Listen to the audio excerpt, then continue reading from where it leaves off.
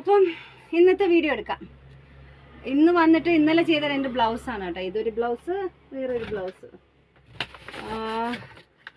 ഇന്നലെ ചെയ്ത 2 ബ്ലൗസസ് ആണ്. ഇതിലൊരു ചെറിയ ഓൾട്രേഷൻ. അപ്പോൾ ഞാൻ വിചാരിച്ചു അത് ചെയ്തിട്ട് നമുക്ക് വർക്കിലോട്ട് പോകാമെന്നാണ്. ഇന്ന് ലേറ്റായി കേട്ടോ, ഇന്ന് വരാൻ ലേറ്റായി. അപ്പോൾ ഇത് നോർമൽ ബ്ലൗസസ് ആണ്.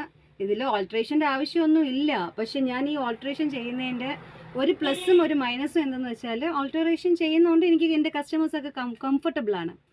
ഡിസഡ്വാൻറ്റേജ് എന്തെന്ന് വെച്ചാൽ, അവർ ചെറിയ ചെറിയ മിസ്റ്റേക്സ് പോലും അവർക്ക് സഹിക്കാൻ പറ്റില്ല. ഇപ്പോൾ ഈ ബ്ലൗസ് ഹുക്കില്ലേ, ഇപ്പോൾ ഇതിൻ്റെ പ്രശ്നം എന്ന് വെച്ചാൽ ഹുക്കാണ്. ഹുക്ക് വന്നിട്ട് കംഫർട്ടബിളായിട്ട് ഇരിക്കുന്നില്ല. അതുകൊണ്ട് എനിക്ക് 2-3 ഹുക്ക് കൂടെ എക്സ്ട്രാ സ്റ്റിച്ച് ചെയ്ത് കൊടുക്കണം. ഇതൊരു ഡിസഡ്വാൻറ്റേജ് ആണ് കേട്ടോ. ഈ ഹുക്കൊക്കെ 2-3 പ്രാവശ്യം സ്റ്റിച്ച് ചെയ്യാന്ന് പറഞ്ഞാൽ അത് ഇച്ചിരി പാടുള്ള കാര്യമാണ്. പാടല്ല, ടൈം വേസ്റ്റാണ്. ബാക്കി ഓൾട്രേഷൻസ് എനിക്ക് പൊതുവെ വരാറില്ല. ഈ ചെറിയ ചെറിയ ഓൾട്രേഷൻസ് പറയുമ്പം ഞാൻ വിചാരിക്കും ഞാൻ മേടിക്കുന്നതുകൊണ്ടാണോ ഇവരിത് പറയുന്നതെന്ന്.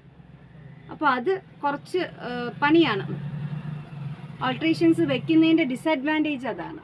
അഡ്വാൻറ്റേജ് വന്നിട്ട് ഇപ്പോൾ കംഫർട്ടബിൾ അല്ല, ഇല്ലെങ്കിൽ നമ്മൾ എന്തെങ്കിലും മിസ്റ്റേക്ക് ആയിപ്പോയി, അവർക്ക് അത് സെറ്റ് ആവണില്ല, ഫിറ്റിംഗ് ഇല്ല എന്നൊക്കെ പറഞ്ഞ് തിരിച്ചുകൊണ്ട് വന്ന് തരും. അപ്പോൾ ഞാൻ അതിനെ റീവർക്ക് ചെയ്ത് കൊടുക്കും.